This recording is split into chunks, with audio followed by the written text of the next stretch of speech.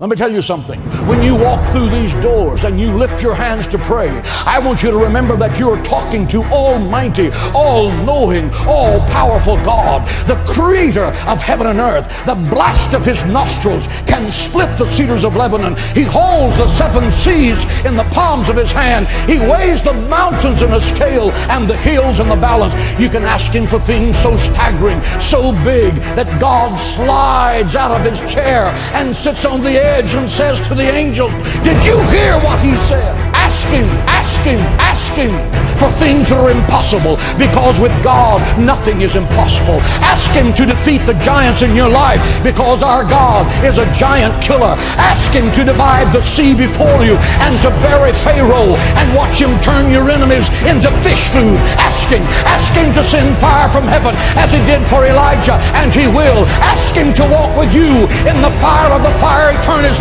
and be the fourth man in the fire, and he will. He said you will walk through the fire and the fire will not burn you. You will walk through the water and the water will not drown you. Ask him. He's the God who cannot fail. He's waiting to show you great and mighty things. Ask him. Pray, pray, pray. God in heaven wants you to have that power.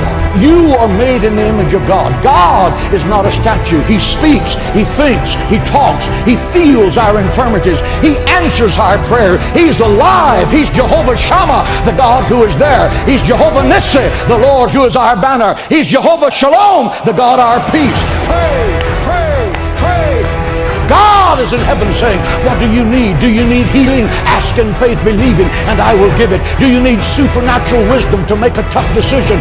Ask of me, and I will lead you in paths of righteousness for your name's sake. Do you need peace that surpasses understanding? Ask, ask, ask, for nothing is impossible to those that believe. No good thing will he withhold from those that diligently seek him. Do you need the impossible? Then open your mouth. Open your mouth in faith, believing. You're not talking to the President of the United States. You're not talking to Bill Gates. Both of them together can't control their next breath.